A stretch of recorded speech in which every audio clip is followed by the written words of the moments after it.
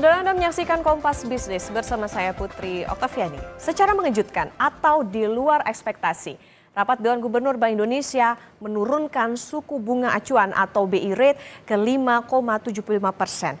Kata BI, salah satu yang jadi pertimbangan adalah pertumbuhan ekonomi kuartal 4 2024 sedikit di bawah perkiraan. Ini dipengaruhi oleh lebih rendahnya permintaan domestik, baik konsumsi maupun investasi. Jadi apakah rupiah dikorbankan lewat penurunan suku bunga demi memacu pertumbuhan ekonomi? Kita ke data selanjutnya.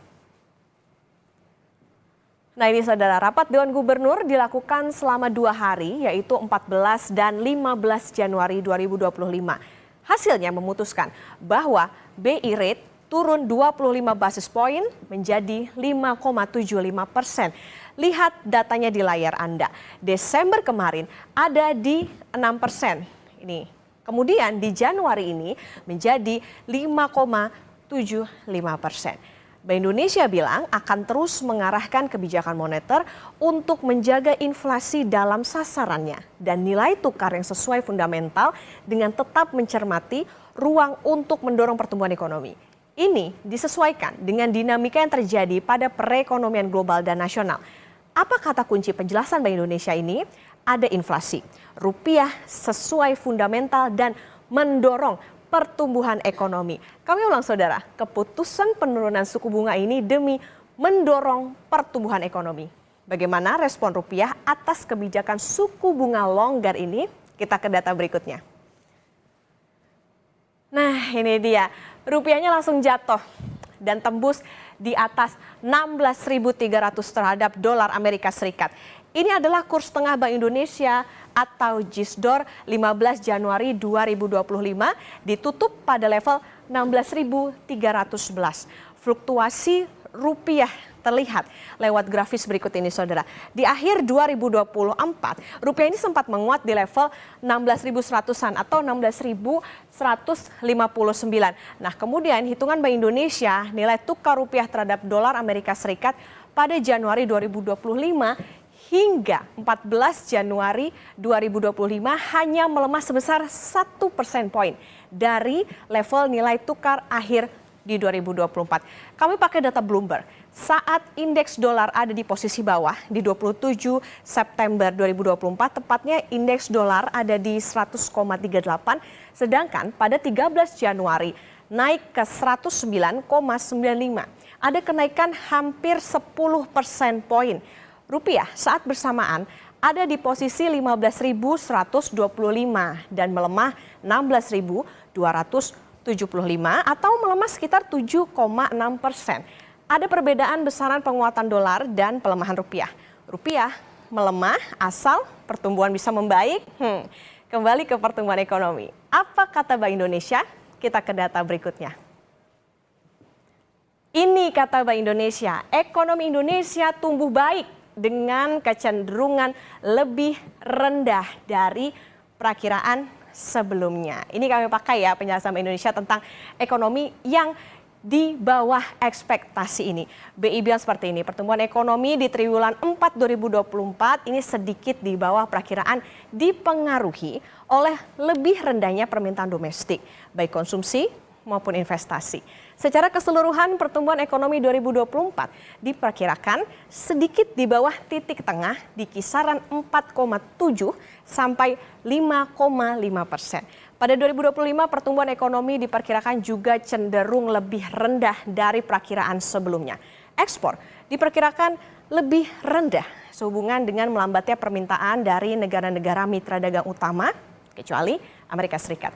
Konsumsi rumah tangga juga masih lemah, khususnya golongan menengah ke bawah, sehubungan dengan belum kuatnya ekspektasi penghasilan dan ketersediaan lapangan kerja. Pada saat yang sama saudara, dorongan investasi swasta juga belum kuat karena masih lebih besarnya kapasitas produksi dalam memenuhi permintaan baik domestik maupun ekspor. Selain domestik, belain domestik dulu, kasih suku bunga yang relatif murah. Benarkah konsumsi rumah tangga tumbuh melemah? Kompas Bisnis punya data dari Badan Pusat Statistik. Kita lihat data berikutnya. Oke, ini adalah pertumbuhan ekonomi 2024 dengan target 5,2 ya. Nih, di kuartal pertama 2024 pertumbuhan ekonomi di 5,11% dengan konsumsi rumah tangga adalah 4,91%. Kuartal 2, 5,05% pertumbuhan ekonominya dengan konsumsi rumah tangga ada di 4,93%. Kuartal 3, pertumbuhan ekonomi 4,95% dengan konsumsi rumah tangga di 4,91%. Nah, di kuartal 4 targetnya itu tadi estimasinya adalah sekitar 5% dengan target 5,2 ya. Nah, tapi konsumsi rumah tangganya ini masih menunggu data yang nanti akan dirilis terkait dengan konsumsi rumah tangga. Kita lihat ya, pertumbuhan ekonomi di kuartal 4 estimasinya hanya di 5%. Ini kami ambil dari pernyataan Menteri Keuangan Sri Mulyani. Sedangkan konsumsi rumah tangga ini belum pernah sekalipun tumbuh di atas angka realisasi ekonomi. Daya beli adalah permasalahan yang sampai saat ini masih belum punya easy way out, belum ada jalan keluar yang mudah. Bank Indonesia bilang terus mengoptimalkan bauran kebijakan untuk tetap menjaga stabilitas dan turut mendorong pertumbuhan ekonomi yang berkelanjutan. Pertumbuhan ekonomi lagi-lagi jadi kata kunci. Gubernur Bank Indonesia Peri Warjio bilang nilai tukar rupiah saat ini masih sesuai dengan fundamental. Pertumbuhan ekonomi lah yang juga terus dipantau oleh Bank Sentral karena menunjukkan indikasi bergerak di bawah harapan. Yang rendah terbuka untuk menurunkan suku bunga kan? Itu seperti itu yang kami jelaskan dari bulan-bulan adalah itu. Yang selama ini menjadi perhatian kami adalah yang ketidakjelasan global tadi loh. Dampaknya terhadap nilai tukar dan kami sudah menakar nilai tukar sekarang itu relatif stabil dan sejalan dengan nilai fundamentalnya ke depan. Kami dalam 2 hari ini melakukan exercise ya skenario nilai tukar, simpulannya nilai tukar sekarang dan ke depan itu masih konsisten dengan nilai fundamental yaitu pencapaian inflasi dan juga perkembangan lain. Yang ketiga ini yang baru nih, yaitu data-data triwulan 4 dan juga berbagai hasil survei kita ke depan menunjukkan ada kecenderungan pertumbuhan ekonomi kita khususnya di tahun 2025 dan mulai kelihatan di triwulan 4 ini yang lebih rendah dari perkiraan. Menteri Keuangan Sri Mulyani juga pernah menyampaikan pada 6 Januari 2025 bahwa pertumbuhan ekonomi kuartal 4 ada di bawah ekspektasi dan membuat ekonomi secara tahun penuh 2024 juga di bawah hitungan. Kita semua tahu APBN didesain dan dirancang dengan asumsi growth di 2024 adalah 5,2%. Kita memperkirakan outlook-nya akan di 5%, tadi di kuartal 1 5,11, kuartal kedua 5,07, 5,05, kuartal ketiga 4,95, dan kuartal keempat masih belum keluar, kita estimasi masih ada di sekitar 5%, sehingga keseluruhan tahun growth kita perkirakan masih ada di 5%. Usai jeda, saudara, Kompas Bisnis akan membahas jebloknya nilai tukar rupiah ke atas Rp16.300 dan langkah Bank Indonesia menurunkan suku bunga acuan menjadi 5,75% bersama ekonom Bahana Sekuritas Putra Satria Sabiantoro.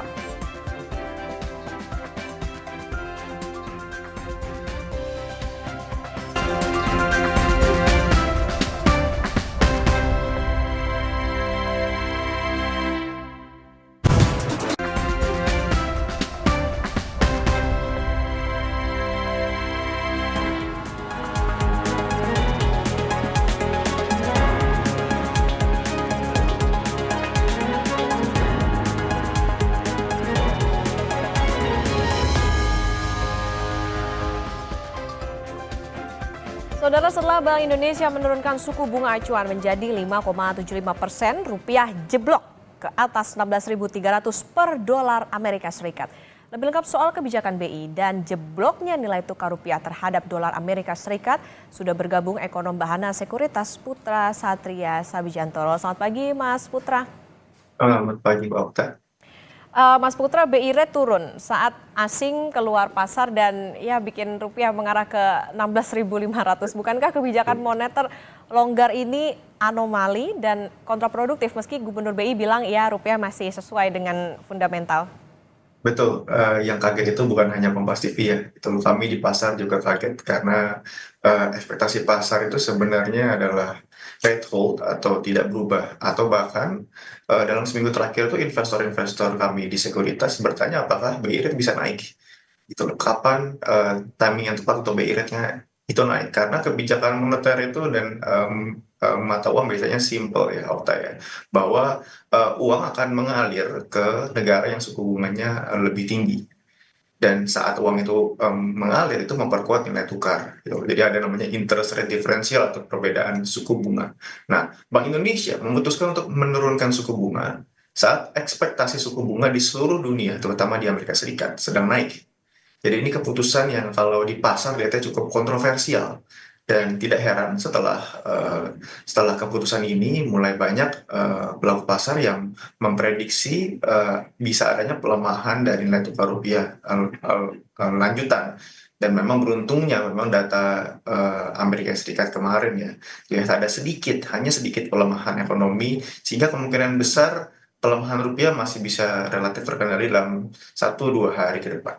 Oke, tapi ini artinya kalau misalnya pasar aja sampai kaget dengan adanya keputusan BI ini, berarti untuk iklim investasi apakah ini beresiko atau seperti apa Mas Putra? Ya, jadi ada dua sisi dalam hal ini ya, gitu loh. Memang seperti yang tadi Okta jelaskan bahwa Pak Peri dan Bank Indonesia melihat adanya perlu stimulus untuk pertumbuhan ekonomi. Tapi secara historis, sebenarnya Bank Indonesia atau kebijakan moneter itu memiliki sensitivitas yang cukup rendah terhadap pertumbuhan ekonomi. Indonesia itu istilahnya adalah fiscal policy driven economy. Jadi ekonominya itu tergerakkan oleh kebijakan fiskal. Dalam hal ini, Bu Sri Mulyani itu memiliki peranan penting. Jadi ada pass-through atau multiplier-nya dari kebijakan Kementerian Keuangan, dari government spending ke investasi dan ke konsumsi. Nah, Bank Indonesia atau kebijakan moneter sebenarnya difokuskan lebih pada stabilitas. Kenapa stabilitas itu penting? Jadi mengkomplementer dari kebijakan pemerintah biasanya.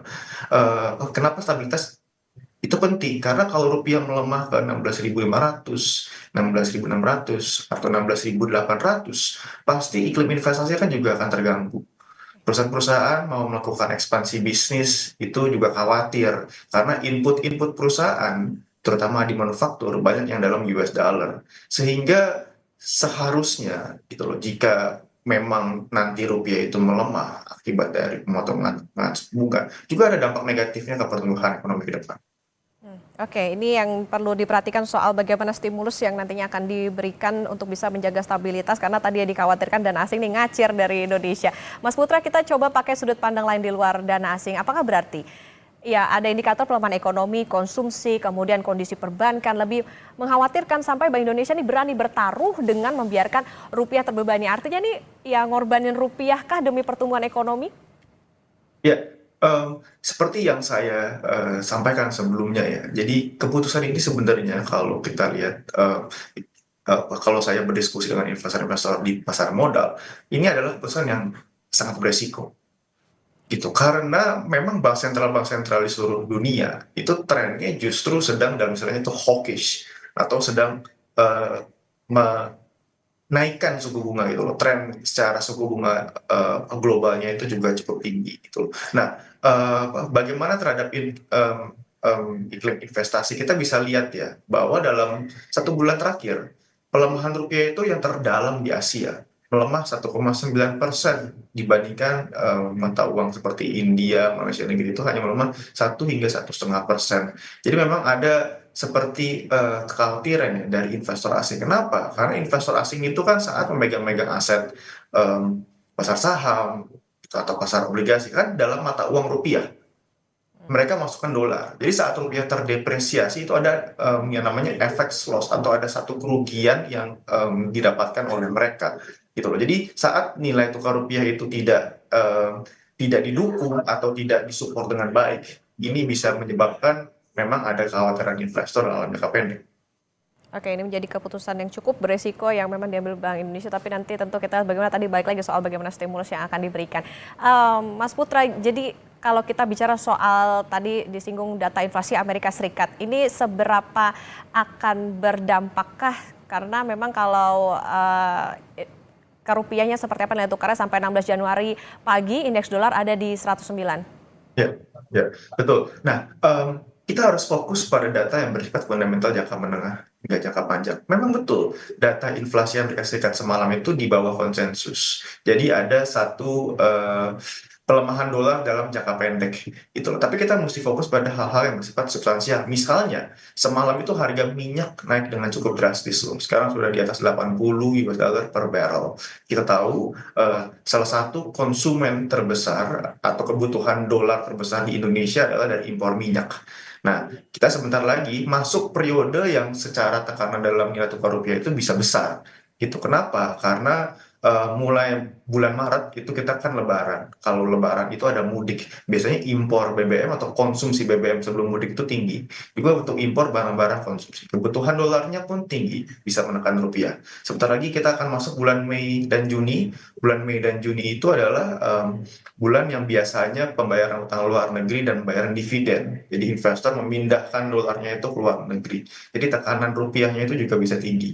Secara timing ini cukup terkejut pasar melihat ada penurunan suku bunga kemarin. Ini berarti kita harus siap-siap dong nih, rupiah bisa mencapai atau lebih dalam lagi pelemahannya bisa sampai 16.500 kah? Saya rasa dalam 2 hingga 3 bulan ke depan itu mungkin BI akan fokus pada intervensi ya. Kalau hitungan saya sebenarnya mereka sudah melakukan intervensi cukup intens di bulan Desember sekitar 2-3 miliar dolar, itu lebih dari 3 miliar dolar walaupun cadangan devisanya itu mengalami kenaikan. Jadi saya rasa dalam 2-3 bulan ini akan fokus ke intervensi dengan harapan bahwa indeks dolar itu akan turun dalam 2 dan 3 bulan ke depan. Memang secara opini saya pribadi, kalau dolar terlalu kuat juga tidak bagus ya bagi perekonomian Amerika Serikat. Jadi saya rasa presiden yang akan masuk, Donald Trump, itu juga akan menyukai dolar yang lebih rendah daripada sekarang dibandingkan dolar yang terlalu kuat. Oke, kita bicara soal intervensi. Cadangan devisa naik di Desember, BI rate turun, rupiah terkapar. Artinya Bank Indonesia ini siap menggelontorkankah intervensi supaya rupiahnya adem kalau tadi dikatakan di 2 atau 3 bulan ini? Intervensi seperti apa yang dibutuhkan, Mas Putra? Baik, dari sisi intervensi, saya mungkin perlu mengemphasiskan bahwa intervensi itu memiliki dampak yang negatif bagi likuiditas perekonomian dan perbankan. Jadi intervensi itu kan BI menjual dolar ya. Jadi dengan menjual dolar itu supply dolar itu bertambah di pasar. Jadi bank-bank tidak kekurangan dolar, rupiah pun menguat, dolar pun menurun. BI mensuplai kebutuhan dolar. Tapi saat BI menjual dolar, BI itu kan juga menyerap rupiah. Jadi ada likuiditas rupiah yang bisa semakin ketat saat Bank Indonesia melakukan kebijakan intervensi. Jadi resikonya bagi pasar modal ke depan, jika memang ada satu shortfall atau supply dolar yang lebih sedikit dibandingkan demand, kita tahu tadi kan demand atau permintaan dolar ke depan 2-3 bulan ke depan bisa tinggi, dan BI melakukan kebijakan intervensi, berarti ada yang namanya twin liquidity deficits, di mana supply dari dolar itu juga menipis, dan supply dari rupiah juga akan berkurang. Ini bisa menyebabkan justru suku bunga di pasar sekunder bisa naik karena adanya pengetatan likuiditas rupiah domestik akibat adanya kebijakan intervensi Bank Indonesia. Oke, artinya apa yang harus menjadi digarisbawahi atau menjadi perhatian oleh Bank Indonesia, apa yang harus hati-hati untuk bisa melakukan intervensi ini? Ya, saya rasa perlu ada koordinasi ya. Jadi misalnya Bank Indonesia itu biasanya melakukan operation twist. Saat dia melakukan intervensi atau mengeluarkan dolar kan menyerap rupiah tuh. Rupiahnya dikeluarkan kembali dengan cara Bank Indonesia membeli government bonds atau SBN, surat utangnya dari pemerintah, dari Bu Sri Mulyani. Dinetralisir secara dampak likuiditas. Jadi saya rasa dalam jangka pendek Bank Indonesia bisa melakukan kebijakan seperti ini.